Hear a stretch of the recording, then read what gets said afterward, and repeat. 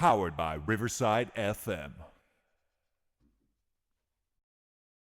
Hey everyone, welcome to a very late episode of the Draining Journeys podcast. It's been about a year and a half or so since I recorded my last episode, so I am happy to be back. It's definitely a good time to start getting the episode back. I know it's been a hiatus, and I know I explained this on past episodes, and definitely the past now. Um, Definitely always been difficult to try and get an episode going, trying to record, try to talk stuff. Um, I should say talk stuff, but always trying to produce your own episodes, get everything ready to go, notes, what you're planning, what you want to discuss, doing rankings like I used to do. We're at that point where it was getting difficult. I have found myself getting back into it. So I am happy that I'm starting to get this back. I'm happy that this is the first episode. It has taken me a while to get myself going again, to get this, because I had a lot of fun doing when I started. Listen, I've done over 200 episodes. It's definitely taken my time to get back. And I'm going to be honest with you, I started falling out of love of recording the episode of the podcast. And I didn't want to quit it, but I definitely took that moment where I'm just stepping back. I was like, I just can't record. I'm just not motivated. It was hard to, get everything organized, planning a day, try to get an episode out exactly at the same time, producing, writing out what my topics were going to be for those episodes, getting the rankings, looking at predictions. It was all there, and it was tough. I'm not going to say it's easy. It is tough, especially when, I do an episode like the NFL draft. When I do my own mock draft, that takes time. Just trying to get everything up. And sometimes you would go into an episode all right, I'm just going to do, the quick one here, get everything going. Let's just do a quick 20-minute. And those ones are there. So the last ones, I didn't really get back to it. And that's what I'm going to start doing again. I'm going to start getting back into the Draining Journeys podcast, doing more of it. But it's tough to do an episode. I'm not going to hide that. Many people who have listened to it or who listen to podcasts and those that, do it all the time, it is tough to do. And, I'm getting myself back in. It's a hobby that I've always loved to do. So it's good to be back with the Draining Journeys podcast. But again, it's 2024. A lot of stuff happened. Unfortunately, many sports podcasts, many news outlets, many people talked about what was going on. Missing the Euros, missing the NFL draft last year, the NHL playoffs, the NBA playoffs, MLB, F1, the PGA, especially the LPGA. It's Live Golf, the controversy is still going on there. The restart or the merging of Live Golf and the PGA, which has been taking forever. We've seen a lot of things. Again, I missed the Euros, the Olympics. So 2024 was there. Also, the PWHL, the inaugural season kicked off last year. And, we're in season 2 of that. So exciting things did happen in 2024. Let's not take that away. The tail end of 2023 as well. So it's definitely, I know to myself, it's just what? I kind of feel bad not doing episodes like that because there's so much to do. But at the same time, too, just taking back and not having to talk and just see everything as it was, just going back to just being a fan and seeing everything go. That's what's a good thing about that too, just taking that long hiatus. So it's good. It was good for me. It was fun to watch the Olympics, watching the Euros, losing my mind during the Euros, getting deep and close with Manchester United, watching, just seeing everything that was going on there. It's all my sports teams, the Penguins, the Raptors, Red Sox, who struggled. Actually, all my sports teams. Man United had a struggling year, and you saw the way it kicked off near the tail end of 2024. The Raptors haven't been the best. Looking at the Red Sox with a horrible season, Penguins haven't been the greatest.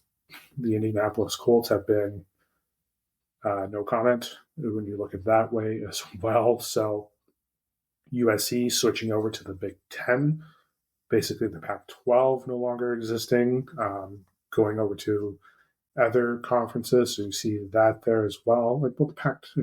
So like USC is now in the Big Ten. So now you're going to be seeing that there. That was the first year this year. So we see that going on. Missing out on March Madness, both men and women. I have that going on too now. I still never gave up doing the brackets, but it's tough. I'm not going to hide it there. It was tough, but I'm happy to be back again. So today's episode, again, good to be back. Going to talk Crosby, Ovechkin, because this is the season where, we're coming down to the end of an era for two greats. So, as always, they've been tied together. Ovi versus Ovechkin. Who would you have? Who would be your team to build? Which player would you like to build your team around? MLB season has kicked off. Thursday was opening day. Lots of stuff going on. Contracts. We see new signings. Who's going to be winning the World Series this year? That's a tough one. Is it going to be the Yankees with the money they spend? The Dodgers are still looking good. Can my Sox rebound from last season? So we're hoping for that as well. Going to talk international break for football. We had Nations League for UEFA. We had Nations League for CONCACAF. A little help with Canada soccer growing a little bit. Backlash from Bayern Munich against Canada with Alphonso Davies and his torn ACL. I'm going to talk Portugal and Ronaldo. Yes, we're a year and a bit away. I would say a year, 3 months away or so. Where are we? Third month, June. We're almost April, actually. So yeah, basically a year and 3 months away from the World Cup kicking off in North America. Like, that's a big one here. And so qualifiers are set for all areas. Not only that, we just had the Nations League. But the question is, going back to what I just said, talking Portugal and Ronaldo, would Ronaldo need to be in that World Cup? Because I know Messi will probably be there for Argentina. Because again, that's another era that's slowly coming to the end. When are those two going to be hanging up their boots forever? Ronaldo seems to be doing the Yum Your Yaga and going to try and go until he's 65. But we'll see about that. So yeah, that's the discussion. Portugal and the Ronaldo relationship. I've had episodes where I've expressed what happened with Man United, talking a little bit about the way things were with the Portuguese club, with the Portuguese national team, as well as I'm kind of going to bring up some stuff from Euros last year, and I know I've had the debate about Messi, Ronaldo, and I've given that opinion, and I mentioned it. I mentioned Messi as the greatest of all time, and I'm going to stick with that. But again, Ronaldo in Portugal, NFL draft, we're T-minus 3.5 weeks away. That's going to be big. Also F1, where we finished 2 races, third one's next week. Definitely going to be talking about that as well. So kind of a busy episode tonight. Looking forward to getting back into the swing of things. But you know what? Let's start from the bottom. Let's kick off with F1. We're 2 races in. We had Australia Grand Prix and the Chinese Grand Prix. It's hard to always watch those races because, what was it? China was 12 a.m. Or sorry, Australia was midnight on Saturday. On midnight Sunday, technically Saturday night. Depends on how you look at it. For the race, the Chinese Grand Prix was at 3 a.m. on the Sunday. So when you get those races, it's hard to watch. And no heart, I don't want people to take it wrong. I can't record and then watch, especially when I see the results kick off. It can't be like that episode of How I Met Your Mother when they tried to ignore the score of the Super Bowl. It's there. It's out there. You can watch reruns of how the race progressed and how each driver has done. But again, this is an interesting year to kick into it. Because again, we have McLaren, who won the Constructors' Championship last year, who have won back-to-back races. Both drivers have each won. So we see that there. Hamilton is now with Ferrari. Sainz Jr. is with Williams now. So, and when we're looking at Mercedes, George Russell is now the guy. So we're seeing that there as well. Red Bull is struggling with a second driver. But let's take a look at that there. I'm just taking a look here for that. So Sainz is with, like I mentioned, with Williams. I'm just double checking to see who's the other Mercedes driver for the last little bit. Is there another Mercedes driver? There should be another Mercedes driver. I don't know why I'm missing it here, so I'm just taking a look here. For the Australian Grand Prix, Norris won. Verstappen finished second. Anatoly. There we go. That's who I was looking for. And so let's just look at it here for a second. So McLaren have won the two races, similar to the way Red Bull the year before started winning off those races.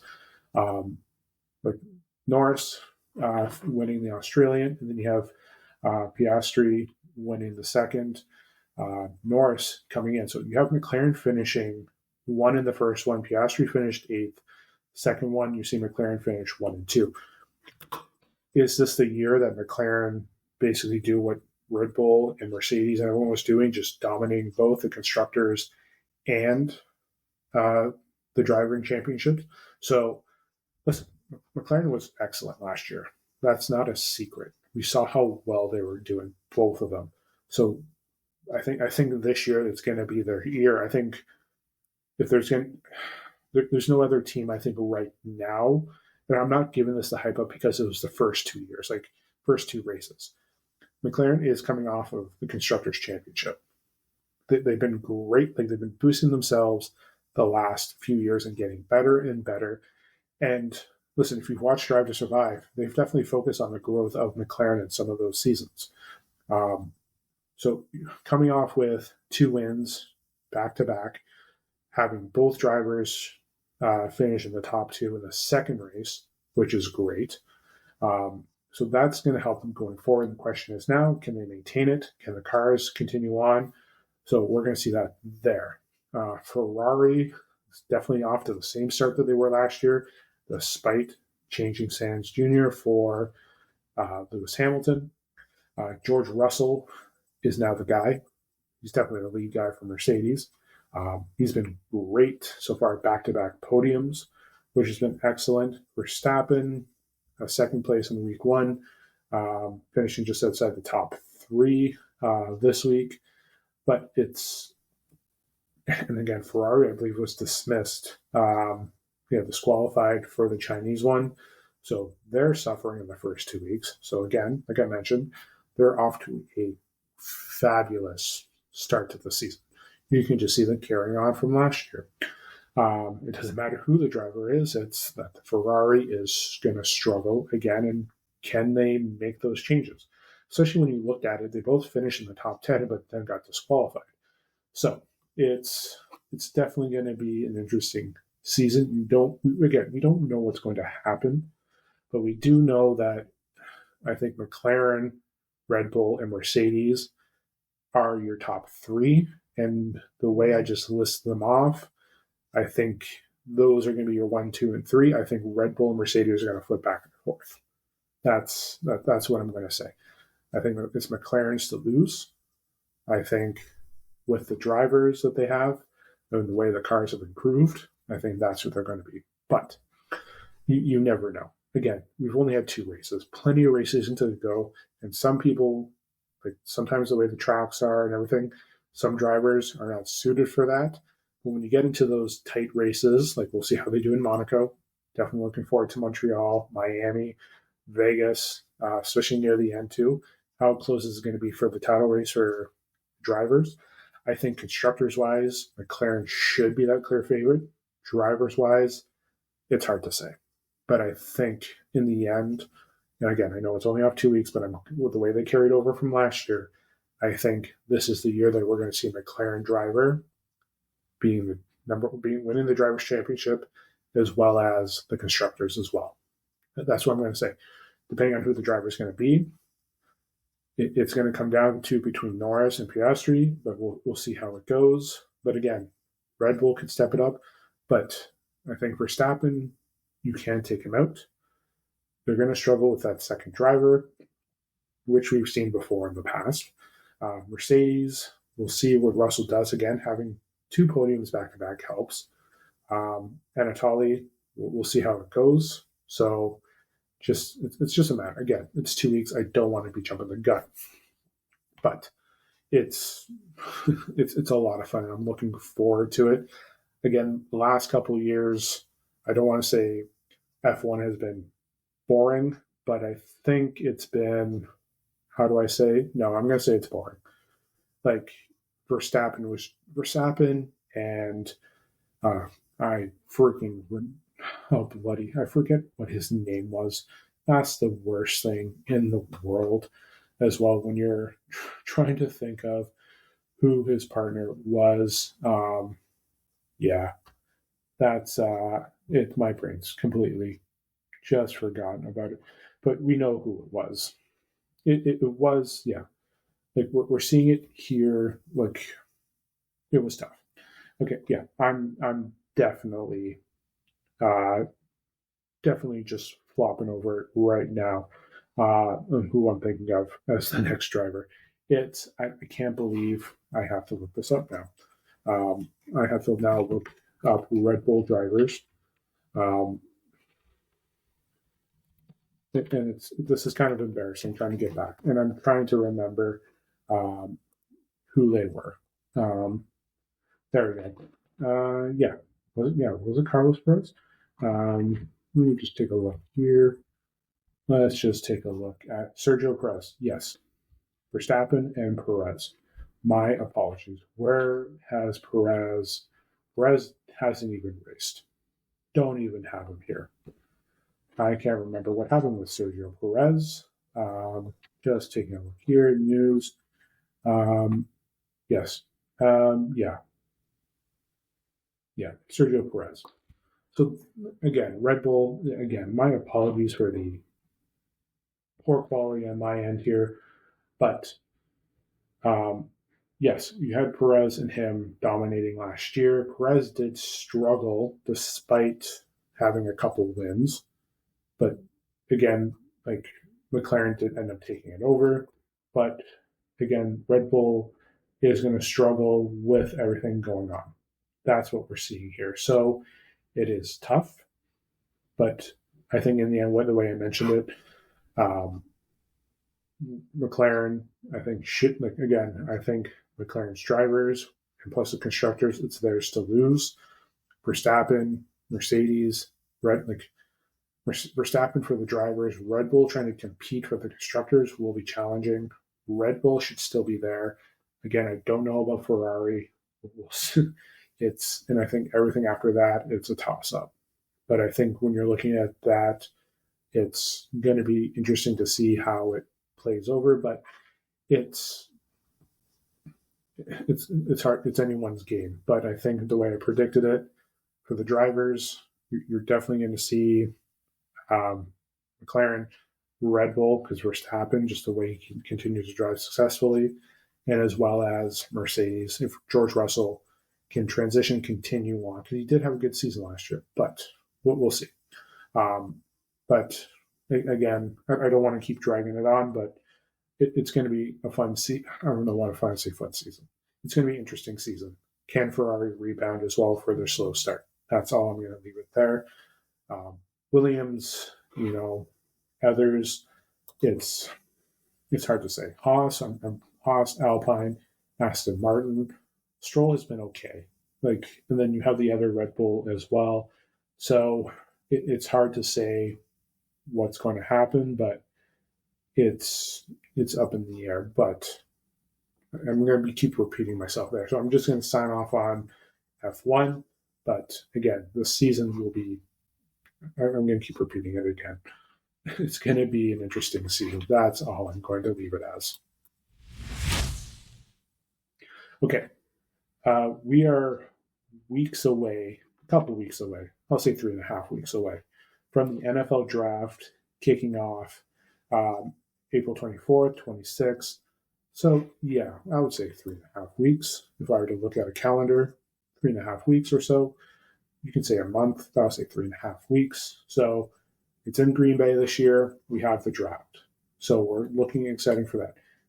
Tennessee with the number 1 pick, followed by Cleveland, New York, the Patriots, who went on a spending spree in free agency. Jacksonville, who's up there in the top 5. Indy, my lovely Indianapolis Colts, with a top 15 pick. They've definitely been there for the last couple of years. And then rounding out your Super Bowl champions, the Philadelphia Eagles.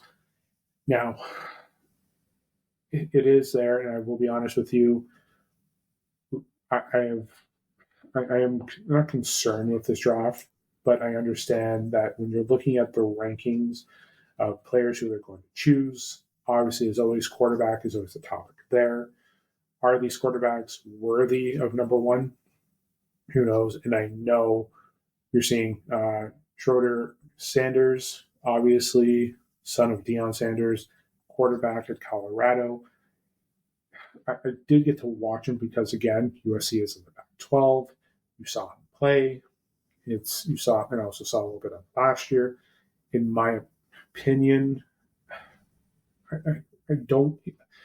His talent wise, should he be the top 2 or number 1 pick? I don't think so.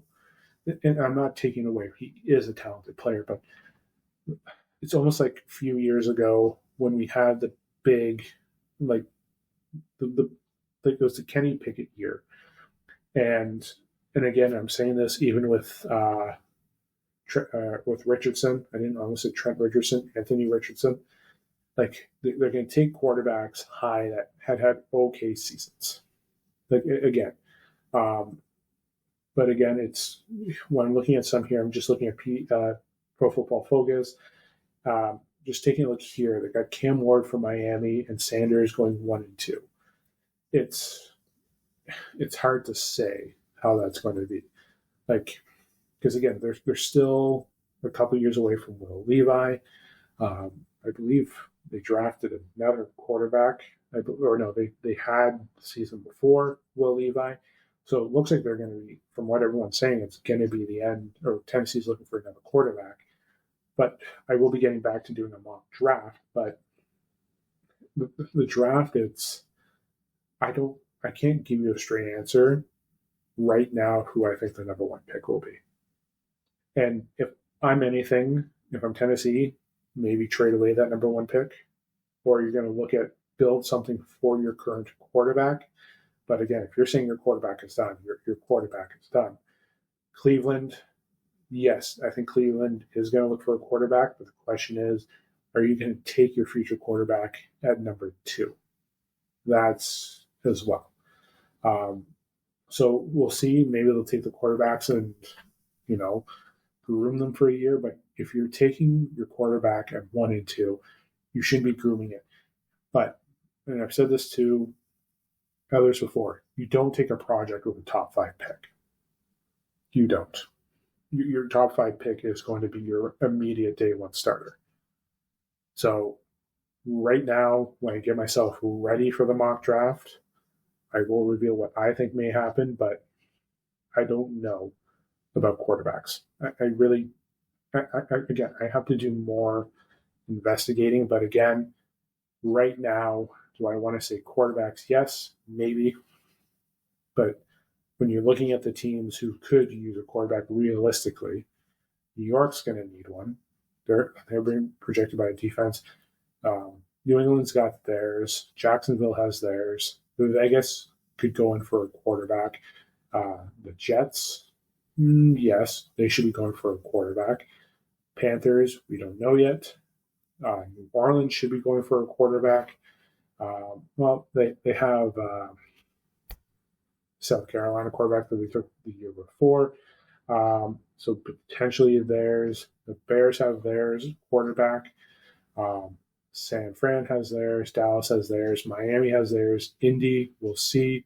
Atlanta has theirs. Arizona, maybe in the future. Bengals, no. Seattle, yes. Tampa Bay, no. Well, they shouldn't. Denver Broncos, they should be fine. Pittsburgh, I don't know yet. Chargers obviously have Hurts. They also have, not Hurts. You, you know exactly who I am. I am losing my head right now on names that I cannot remember. Justin Herbert. There we go. Green Bay has their quarterback. Minnesota, hopefully, their quarterback that they drafted last year is back. Houston has theirs. Hopefully, second-year jitters are out the window. Rams could be looking for their future quarterback. Baltimore has theirs. Detroit has theirs. Plus, drafting a backup 2 years ago. Obviously, Buffalo signing Josh Allen. Not only that, you have the Washington Commanders, who had an incredible draft last year, in Kansas City, as always, and then Philly. So there could be a trade up. The question is what the capital is going to be as well. You can look at the Giants. If the Giants are desperate for a quarterback, do they move into the 1 or 2? Because I think they will, despite having Russell Wilson, Winston, and we know who he is. But again, you have those two. You have 3 quarterbacks.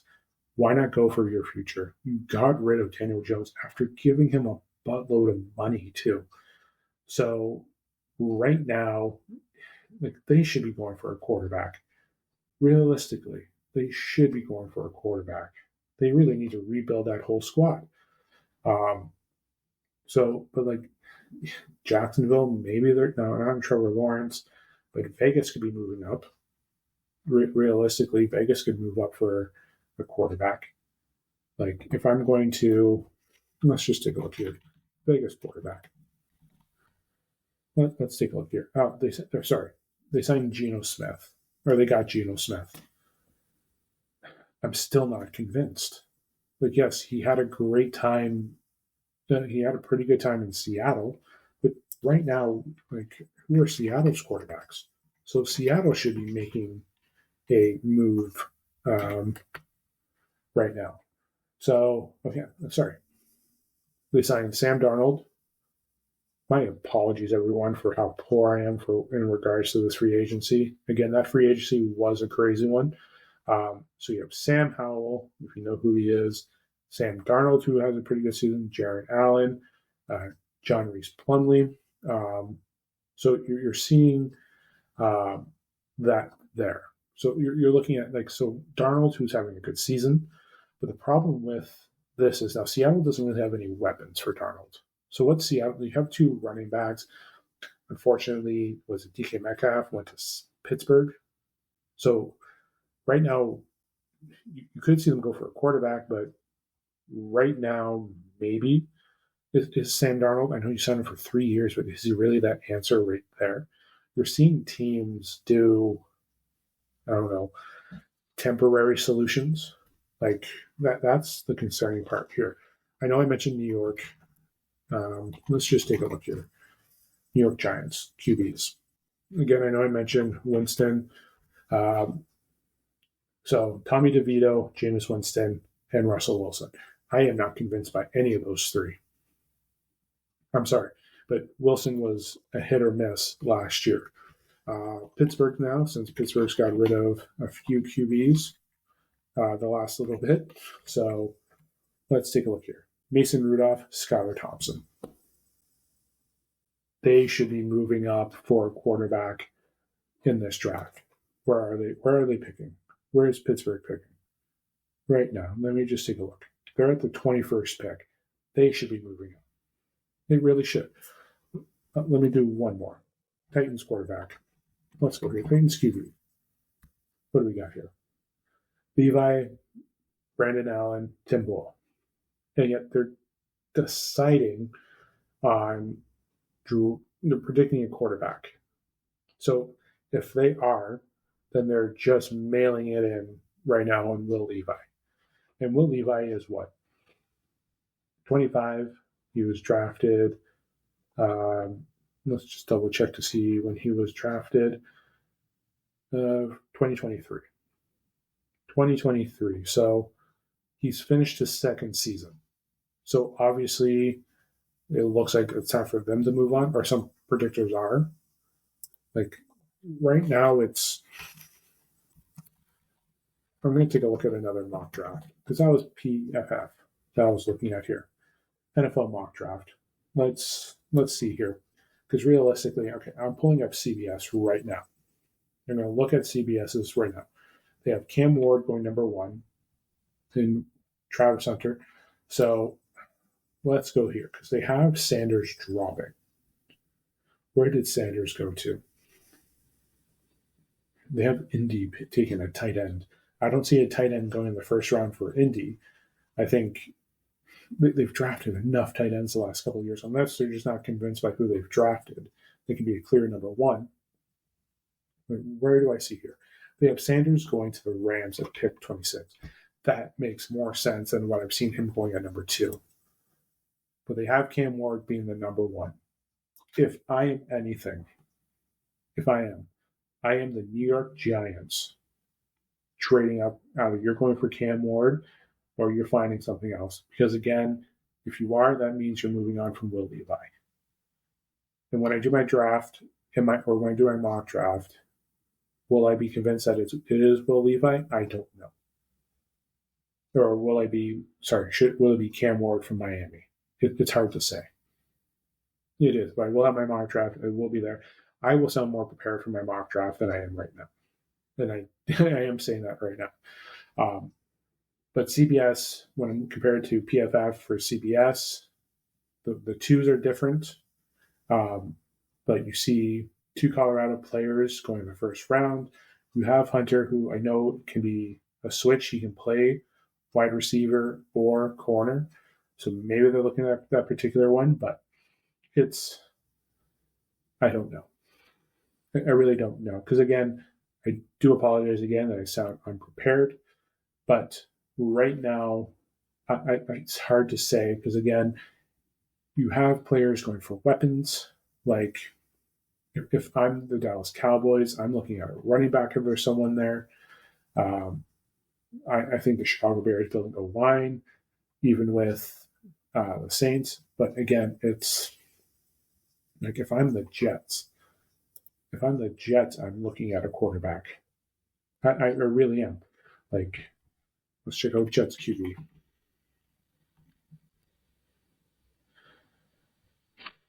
Justin Fields, Tyrod Taylor, Jordan Travis, Adrian Martinez. Maybe. Again, and I know I'm spending a lot of time on this, but okay, when I do my mock draft, I'm going to break everything down. Again, as I'm doing this here and talking, just looking at it, like, yes, they made these signings. Yes, they have it here, but are you actually convinced? Fields got benched despite having a decent start in Pittsburgh. So obviously Pittsburgh didn't want to keep him around. They moved away from him. So it's tough. It really is. It really is tough to see Fields, who was drafted to Chicago. It's tough. So let me just pull up Justin Fields here. Chicago Bears, Pittsburgh Steelers. Yeah, New York. Like, it's not. Again, you're seeing some teams. I'm not saying I'm going to have to use the Band-Aid terminology, but when I'm looking at mock drafts here, the fact that someone on here, let me just take a look. Who do they have for Pittsburgh? They have Pittsburgh going for a wide receiver. Mason Rudolph and so as your quarterbacks. I don't know what they're aiming for. You don't.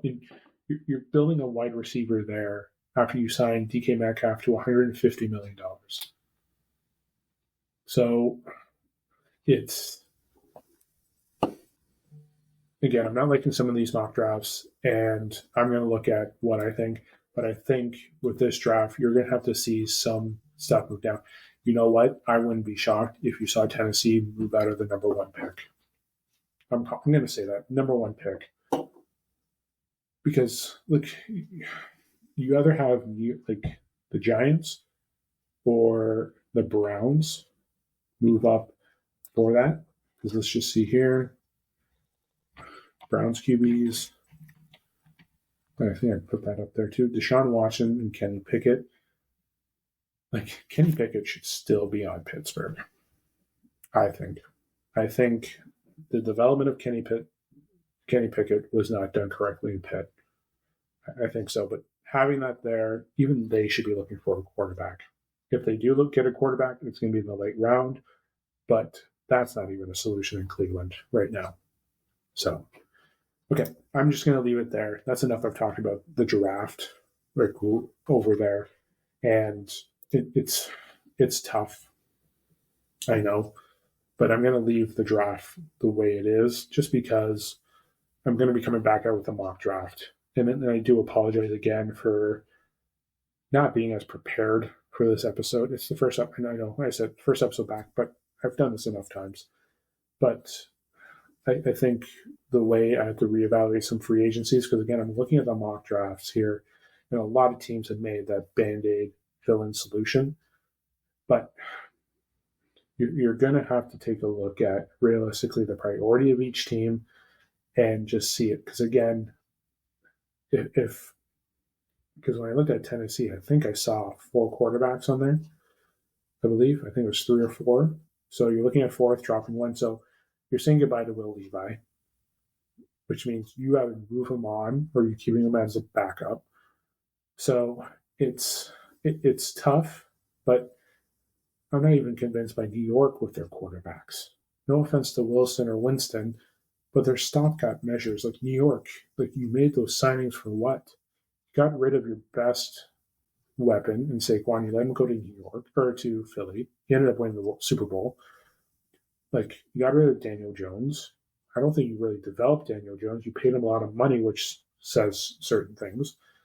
So right now, your priority should be building a quarterback, building a future, because you have some young pieces there, especially wide receivers that you want to keep going and growing. So we'll see. We will see. Because again, Russell Wilson going from, Seattle to being traded to Denver, to basically being a flop in Denver, to doing okay in Pitt, to now with the New York Giants. Jameis Winston, we all know his career with Tampa, going to the Saints, then Cleveland, I believe it was last year, and then now the Giants, where he's going to try and compete with Wilson. But you're paying Wilson $21 million. You barely gave any money to Winston. So Wilson's going to be the guy.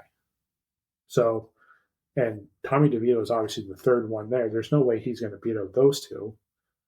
So it's hard to say. It really is hard to say how everything is going to play out, but I think the way some of these mock drafts are, I know I just said I shouldn't continue on with this, but I did. But let's just leave it there. Let's end it there. I'll be back I'll say the weekend before the draft, I will release my mock draft, which I'm looking forward to doing. I really am. I'm looking forward to doing that mock draft, but we have other things to talk about, a lot of stuff to do with this episode. So let's go on to the next topic.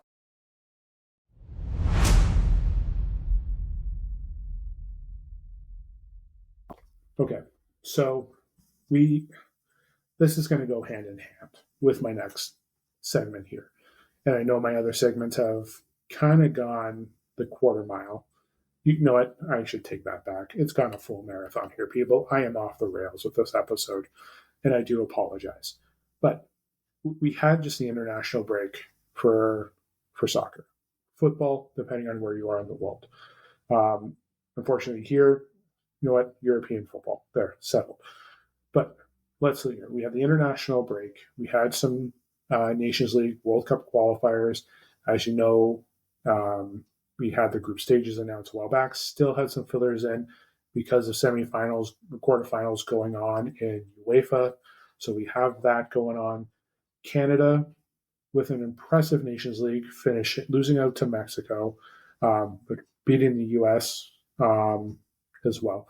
Listen, Canada, we've seen the growth of Canada soccer, especially for the men's. We know how well the women's have, and obviously we know what happened last summer. It's not. We know what happened with the summer at the Olympics. We know things that have been happening recently. The women's had a disappointing World Cup. We know of everything that happened with Canada soccer. But the men's team since the 2022 World Cup, the growth of that has been important. We know the women have been very well, especially led by Christine Sinclair. But looking back now at the growth of the men's team, which has been good. We saw them qualify for the World Cup. Obviously, they didn't make it out of the group stage. We saw them do very well last year as well for the tournament. We saw them play very well. We saw them make it to the semis. Obviously, we see a growth going. You could have said how everything went with the Copa Americas, but we saw it. We saw an improvement with the squad and the depth of the squad getting there. So for the last 3 years, we'll say 3 years. Let's round up. Let's give 3 years. We've seen the growth. No, it is. It's about 4 years because, again, qualifying for the World Cup, being in Copa America, now hosting the World Cup, which is a year and 3 months away, like I mentioned earlier. We're seeing that grow. We are. And listen, Davies got injured. We know that there's the backlash with that going on, especially with there's talks that Marsh Team Canada pushed Davies to go with that injury. So you now have him injured, being out for the remainder of Byron's season, which is tough, especially with Champions League going on. That's a huge hit. That's a huge hit for Byron going on through Champions League because he's an integral part of that team. So he's out for that. Out for any competitions for the next 6 months. We're not going to see Davies back in a uniform at least until 2026. Because he's not going to be, as much as he's going to get the surgeries, the repair, get back into it. If is he going to be match fit? Because again, 6 months, we're looking at the end of September, and we'll see. We will see. Because again, match fitness, so you're probably looking at November, December, possibly getting there. And then, he probably won't be himself for a little bit because the ACL tear, it does take time to get your knees back, especially at strength. It's a little bit concerning, especially with conditioning. You don't want to risk another one. So maybe January, you see him being a full-time starter again, maybe a little bit longer. But he should be ready for the World Cup because Canada is hosting. But again, I understand the backlash of it, and I understand why clubs are a little, I wouldn't say squeamish of Euro, I guess, or international break, because they don't want their players to go. Because if you're this is the time of the year, depending on where your club is, whether it's North America, Europe, Africa, Asia, wherever you are, wherever club you're playing for, it is kind of an integral time because depending on where your team is, whether you're in the top of your league, you're in going deep, whether it's Europa, Conference, Champions League, missing out on players due to injury from the international stage does hurt. And I understand we had friendlies going on, which in the end, you really need to call up your best players who are friendly, which has zero influence on you. Qualifiers, I understand because you're trying to compete for there, so you definitely want your players there to get to the top stages. Nations League, yes, because it is like a little mini tournament going on, so you have that going on. So I understand those competitions, but a friendly, no. But in the end, I know people are going to be upset with the international break because, well, one, if you're in deep run, Byron is in the Champions League, they're still going through. They're going to be in the quarters. So we have that going on. You're missing out on an integral piece, Davies, he is big for Bayern. So you lose out on that injury as well. But it's losing out on others too. So again, if you're losing out on key players, whether you're deep in the Premier League, whether you're trying to get a spot for Champions League, spot in Europe in general for any competition, whether you're doing a deep run for one of your domestic cups, one of your domestic tournaments. So you have that going on. So losing a player like that and Byron's backlash, especially with knowing what's going on, yes, I understand the upset about that, and I kind of do support. But again, we don't know the full story. I know Canada and going forward, being more due diligence with their players, but I understand a little bit of the backlash. It's good to have. I'm a fan of Nations League. Again, friendlies, I get it, but again, friendlies, remove friendlies.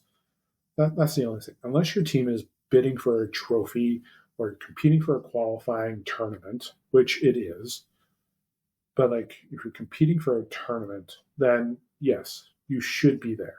You should be getting ready to, because the World Cup is coming up. We're 13 or 15 months away from the World Cup kicking off. 13, 14, who cares? But we're almost there at the World Cup.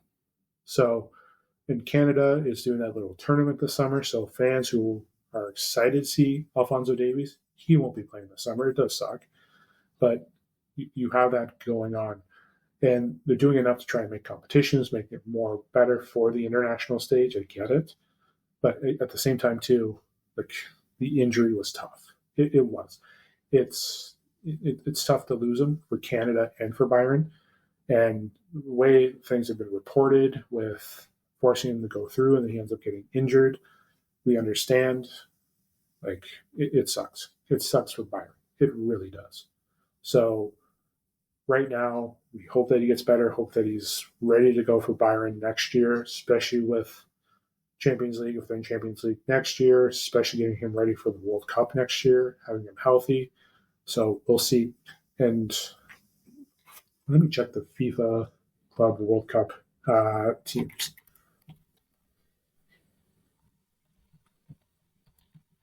I want to check the club teams that are participating as well. Yeah, because I want to take a look here. Not only that, Bayern Munich loses him for the FIFA Club World Cup. Actually, I don't even think, because there's no way Davies is going to play in that little small tournament with the FIFA Club World Cup kicking off. So he definitely probably wouldn't have been in the tournament anyways. But Byron now loses out on a player for the World Cup this summer. So Byron is hit hard from losing one of the best players from Champions League as well as the World Cup. So, yeah, get it. I understand. I'm kind of siding with Byron for the way things were. But again, it is what it is. But part of me did talk about the World Cup. FIFA, I know I went a little bit back on it, but the injuries and everything. And again, it's important, especially at this time of the year, for all major leagues, especially those that are in the European tournaments. Because again, you win those European tournaments, you're, depending on which one, you're being promoted to the next one. Conference to Europa to Champions League's winner, you remain in the Champions League. Not only that, the World Cup rankings as well. So it's interesting. It's tough to say. It really is. So again, the international, it's great, but maybe remove certain games that have not that much significance as well. Not only that, yes, I'm happy that Canada beat the U.S. I'm not taking that away. But you were playing in a third-place game against Canada, or a third-place game against the U.S. The significance is, yes, was important. If he was injured, if there was severity with the injury, then that's a concern. But if it wasn't a knock there, that maybe it was a knock of an injury that didn't really affect what was going on with what he got, then there's a hit or miss. But again, it's between Canada and Byron, but Byron's frustrations I understand, especially with Champions League, I mentioned, and the World Cup this summer. So it's tough. It is. It really is. Okay. Part of me, the reason why I talked about the international break, and yes, I'm going to talk about one of the teams that do support the Portuguese national team, Ronaldo and Portugal next year. Listen, I've never really gone on a rant discussing like Ronaldo. I made my comments known that I am supporting of Messi.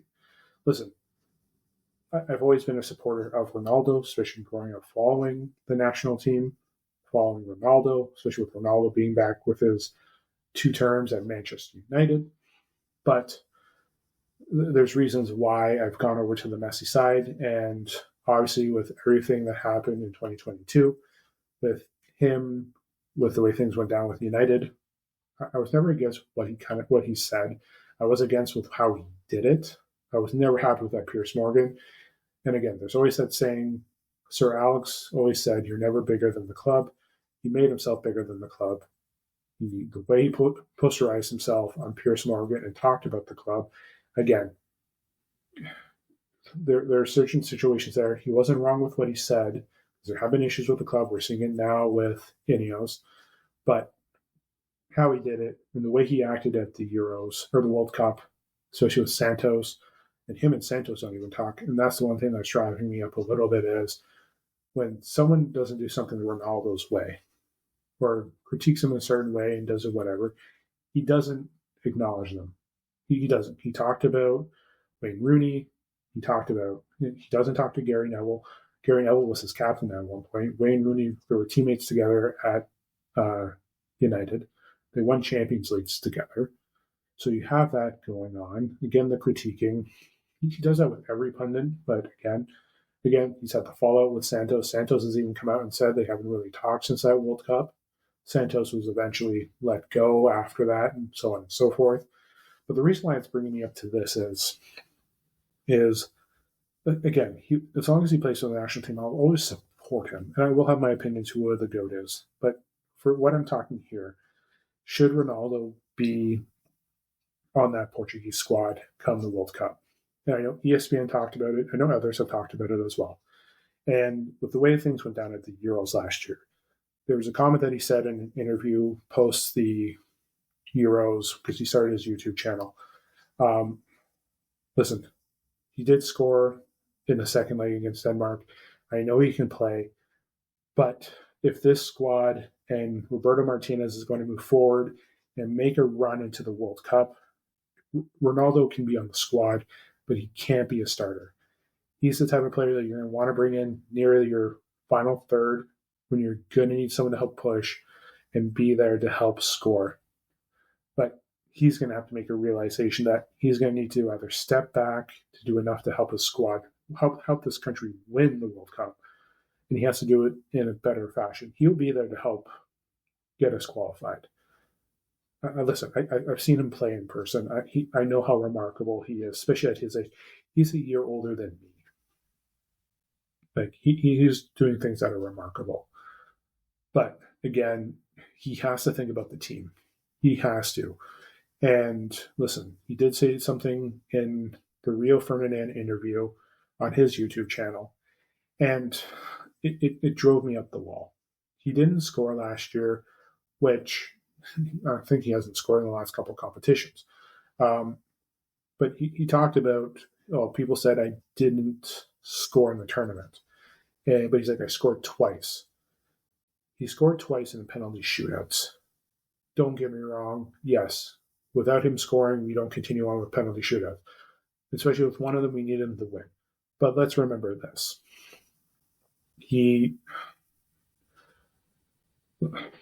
How do I say this without sounding a certain way?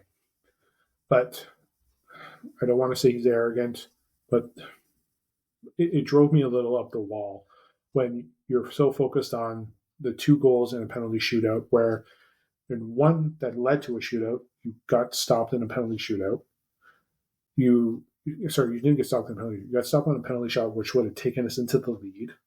You don't track back. You're not helping them there. And when you get the opportunity to try and score, like sometimes you're hurting. Let's just say this again. I don't want to sound like one of those fans, but right now he needs to come off the bench. That's how I'm going to leave it as. He's going to come off the bench. Because again, I'm going to go off and I'm going to say something which it is maybe taken the wrong way. But like he is more focused on his stats. And it's great to see him score all those goals. I'm not going to take that away. But he is not going to if he's going to be focused on the stats and not the team, that's a concerning thing as well. He did say something that was great in that depth, because again, if he has to do something to take him off to help his team score and win, he'll do it. That's great. That's the great thing we want to hear from our captain. But I don't want to hear about stats. I want to hear how you can help change the game for the squad. That's what I want to hear. I don't want to be hearing and be backlashing with former players or whatever saying, well, people said I didn't score right, but you're humble bragging about 2 penalty shootout goals. That's great. Good for you. We lost against France. We barely made it through to the round of the match before that because, again, I believe it was Slovenia. We barely made it through that because you couldn't score the penalty. You being the greatest goal scorer ever. Couldn't finish. He struggled to score a penalty on Thursday or last Sunday. Last Sunday he got stopped, and it was a horrible shot. He had like what was it? Kasper Schmeichel made some great stops. Yes, he read that penalty shootout in the end. And yes, we saw Ronaldo score off the rebound from Bruno Fernandes' shot. But again, he's not going to get all those opportunities, but he's going to have to find a way to include himself. And Roberto Martinez and the Portuguese Federation need to have a sit down and a talk. They're going to be like, well, here we are, because you're facing more teams, more games, so you're going to face a difficult challenge. So the national team there has to sit down with him and be like, you can be here, but this is the role you have to take. I hope he's there for 20. I hope he is there. I do like to see him play one more time. But he has to take a role where that he has to play. And yes, he infuriated some of us last year at the Euros. I wasn't the only Portuguese fan upset with Ronaldo the way he was playing. He did not have a good tournament. Yes, you can talk about him. Yes, everyone's going to be like, oh, Ronaldo is the greatest. I'm sorry to say, and I've mentioned my reasons why.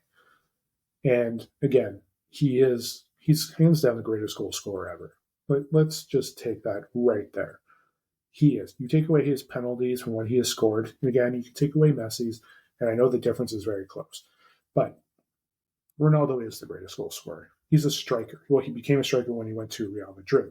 But that's what he's there for. He's made some incredible goals. And I saw, even in the qualifier in the Nations League and friendlies last year, some of the incredible goals that he scored. But when we're going to come to those big tournaments, when we're going to face France, England, some of the South American teams, some of the African teams that qualify are very good as well. There are some very good European teams outside the big ones. They're going to have to strategize and see it. Uruguay is going to be a tough one. Argentina will be tough as well.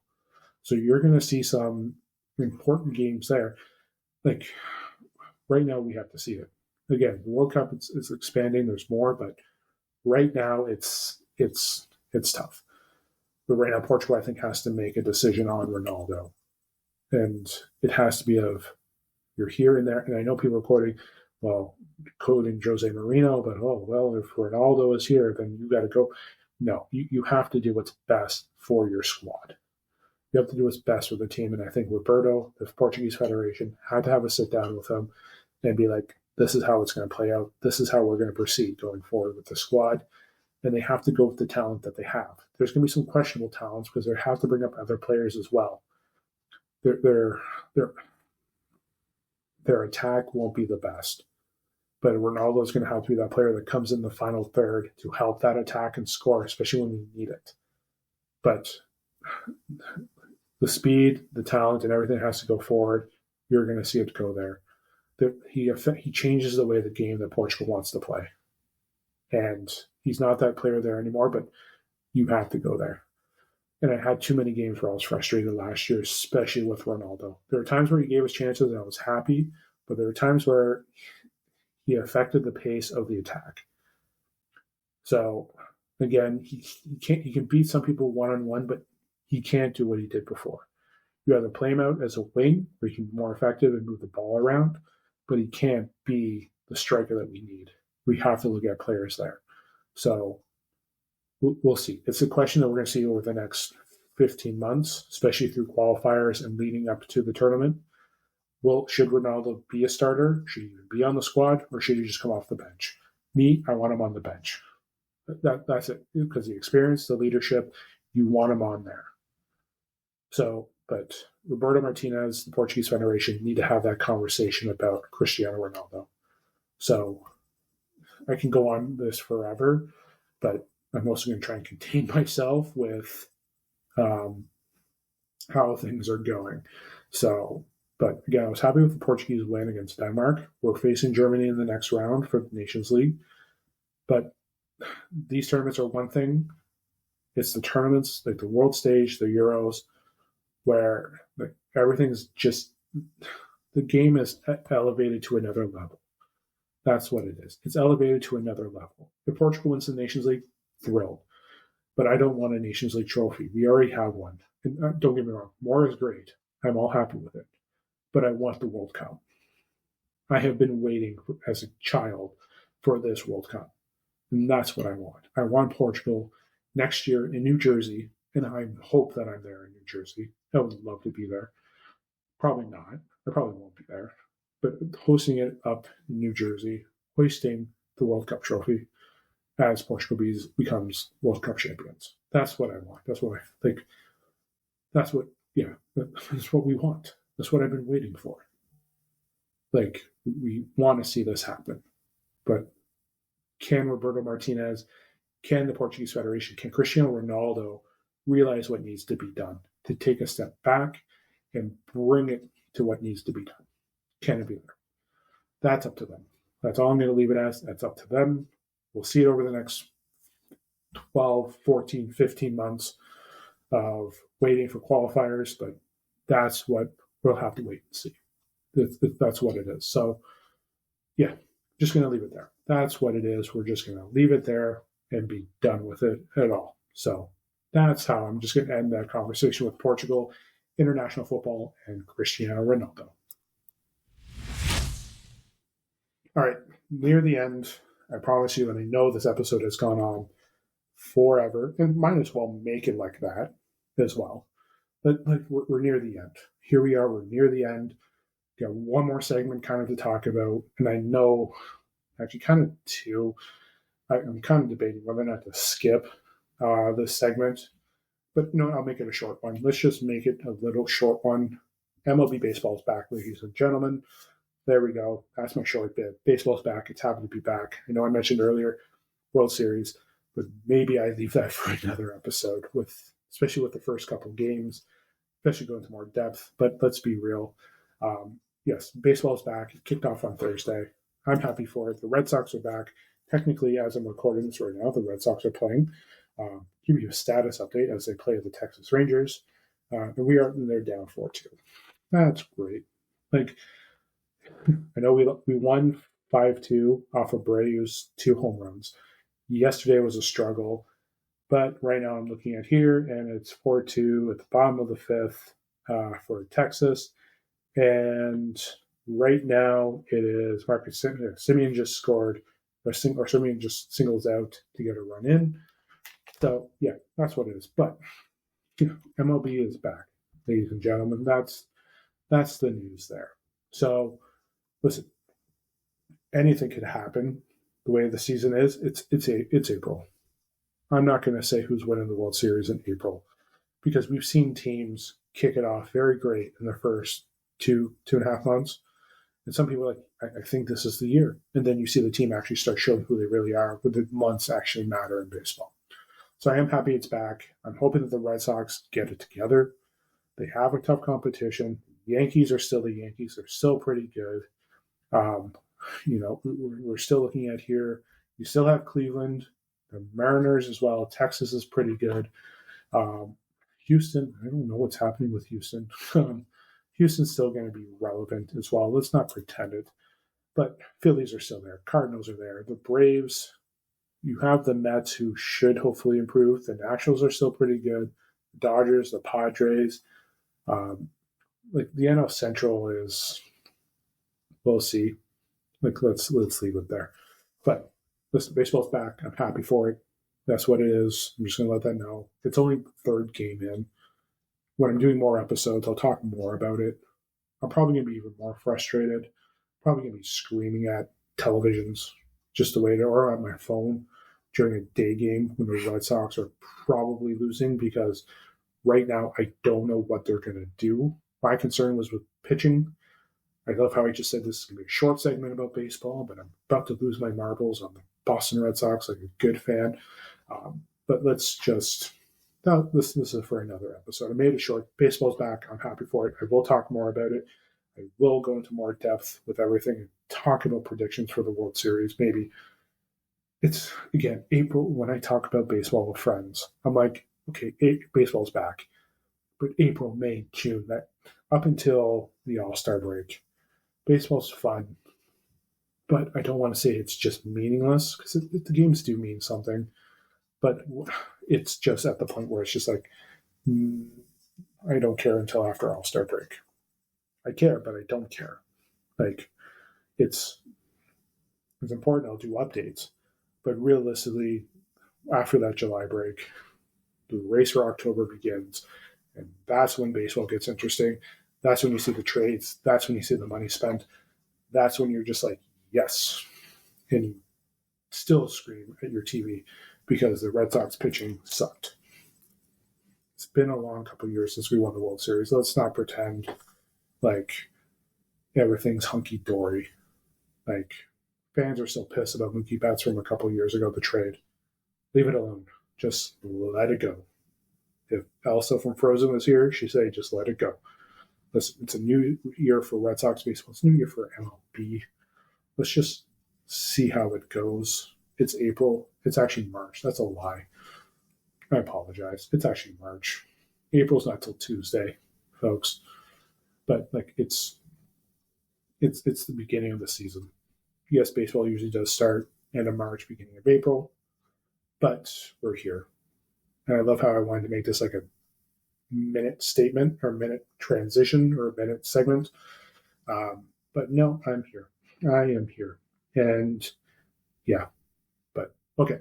I have to get to my final segment. I have to get to that last little bit because I have been doing this long episode of the podcast, and I know I usually make them about half an hour, but since it's the first episode back, you had so much to talk about, and me going on about the NFL draft and Formula One, and I started with the smaller segments, and they went longer. Now I'm making the longer segments become shorter, and my apologies. So I just did a little burp there, so if you're listening, I'm sorry. But it's my last segment, which is the one that should be going the longest, might be becoming the shortest. So that being said, here is my final segment. Okay, so my final segment is, and I mentioned this when I started, here we are with the final, like, we're coming to an end of an era in NHL. Like, we have the birth of McDavid, Austin Matthews. Like, you're seeing those two becoming, like, I won't say those, but you're seeing the new generation of players coming through and taking over the game. We are now coming to an end of a point where we're seeing arguably going to be the 2 out of the top 5 greatest players to ever play the game. Yes, I'm saying it. Yes, I'm saying Crosby. I'm saying Ovechkin. But in the end, it's going to be that way. Ovechkin is 5-6 goals away from breaking Gretzky's record for all-time goals in a career. Crosby just broke one of his records. 20 consecutive seasons averaging a point per game in a season, per season. So his whole entire career, he's averaged a point or more per game, and continue that on. That is incredible for Crosby. You know, Ovechkin, again, Ovechkin's going to, no matter what, even if he falls short of the goal and retires by falling one short, he will still go down as the greatest goal scorer in the NHL history. But that being said, like I mentioned, we're coming near the end point of seeing those two guys play. Again, they've been tied to the hip since the draft and since the lockout, sorry. But they've been together. And like Crosby definitely has the more points. Ovechkin has kind of played more games. But in the end, when you're looking at their careers, you can't say either one of them had a horrible career. Yes, Crosby has the more cups. You can say that about the way his teams were. Crosby's teams are the reason why Ovechkin has less cups. And this Washington team that he's playing on now is quite good. So we may see him break this record and hoist another Stanley Cup. So we're seeing that there, but it's the tale of two. So Pittsburgh, the way they've handled the team near the end of Crosby's career, the way we're seeing Washington play now near the end of Ovechkin's career, has been tale of two sides. It is. So Crosby is still the leading point getter for Pittsburgh. Ovechkin is still scoring goals for Washington. And they're still being consistent while they're doing it. So here we are. We're seeing that now. And the question, and it's going to be incredible. Yes, I still stand by what I said. They're going to be at least top 5 greatest players of all time. You can argue against me, you can, but I think, and hands down, they will. For consistency and everything, that's incredible when you look at it for a career. Crosby, I think when he retires, and I've said this to people, and some people are like, no, I don't think that's what it is. I think when he retires as the most points in club history for Pittsburgh. Hands down, he will leave with most cups by a player, most points by a player, and he's going to do it all with one team. He might even break the record for if it happens. It's going to be tough. He's about 130 points away from moving past Lemieux for the all-time points. He's at least another, I think, 3 seasons. He's a season and a half from breaking Lemieux, I hope. But he's also 3 seasons away from, I think it's Gordie Howe, I believe it is, for most consecutive points with one team. And that's all the team with 1 point. He already passed Gretzky. He's already passed Gretzky on the most points per game. Sorry, averaging 1 point per game per season. So having that going on for 20 seasons. So you see that going. That record may be broken down the road again, but to do that for 20 seasons, quite remarkable. But what I'm looking at here, yes, we're moving down to the end of an era of 2 of the greatest goal scorer ever, and one of the greatest all-around players ever in hockey. So you're going to see that there. The question is now in the end, if you're starting fresh, who are you still going to take? As a Pittsburgh fan, I'm obviously going to take Sid. But again, you can't hate on Ovechkin. Both of them are 2 different types of players. Let's not pretend that they are the same type of player. They're 2 different types of hockey players.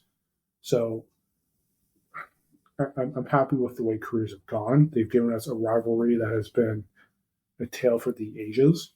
And the way they've been linked together at the hip, it's been remarkable. And I think when we look at it in the end, they're both going to be missed. They're both staples of the game. And again, I can agree with why people are not a fan of Crosby. I can sometimes say the way he whines, and I don't want to say bitch, but the way he acts can sometimes be annoying. It can be. I'm not going to take that away. I understand. But in the end, I will still take that. I still will take Crosby over Ovechkin, not because I'm biased, just because, again, overall, all around, he's the type of player that you want. And again, career-wise, they've both been remarkable.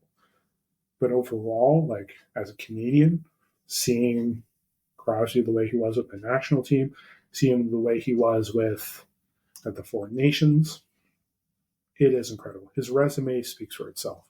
They're both going to the Hall of Fame. Chances are they're going to go in the Hall of Fame together, side by side, Ovechkin and Crosby. Because good chance they retire together. But yes, if the NHL, the Hall of Fame committee, decided to do what they did with Gretzky and just surpass him and just get him to the Hall of Fame, I would not be upset with that. I would just get them in the Hall of Fame once they retire. But in the end, when you look at it, yes, some may, again, depending on what type of your team you're building at that time, you have a goal scorer that will get you points, but you kind of want someone like Crosby who can feed you to get those goals, but also score those goals as well. Not at the level that the goal scorer, your gunner, is going to be, but, I think for me, yes, I'm going to choose Crosby just because the way things were, because Ovechkin did his job. He is the greatest goal scorer, but let's just not take that away. he is the greatest goal scorer in NHL history. Like, whether he breaks Gretzky's record or not, he's going to. But whether he didn't break it, I think still he would have been considered the number one goal scorer, especially the way the game has changed from when Gretzky did it to now. To still score that many goals, and especially when the air, like, hockey has changed from when Crosby was drafted, same with Ovechkin. Ovechkin was still scoring goals.